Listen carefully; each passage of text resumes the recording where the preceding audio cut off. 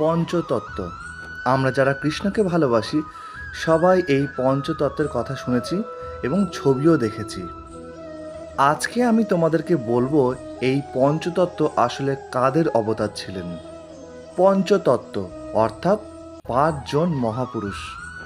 প্রথমেই বলি শ্রী চৈতন্য মহাপ্রভু, যিনি রাধা কৃষ্ণের মিলিত তনু ছিলেন, অন্তে কৃষ্ণ বহিরে রাধা। দ্বিতীয় জন হলেন শ্রী নিত্যানন্দ প্রভু, আমাদের বলরামের অবতার অর্থাৎ শ্রীকৃষ্ণের যিনি দাদা। তৃতীয় জন হলেন গদাধর পণ্ডিত, যিনি কিনা শ্রীমতী রাধারানীর ভাব নিয়ে এসেছিলেন, অর্থাৎ স্বয়ং রাধারানী। পুরুষের দেহ ধারণ করে উনি এই ধরাধামে এসেছিলেন। চতুর্থ জন হলেন অদ্বৈত আচার্য, যিনি ছিলেন হর ও হরির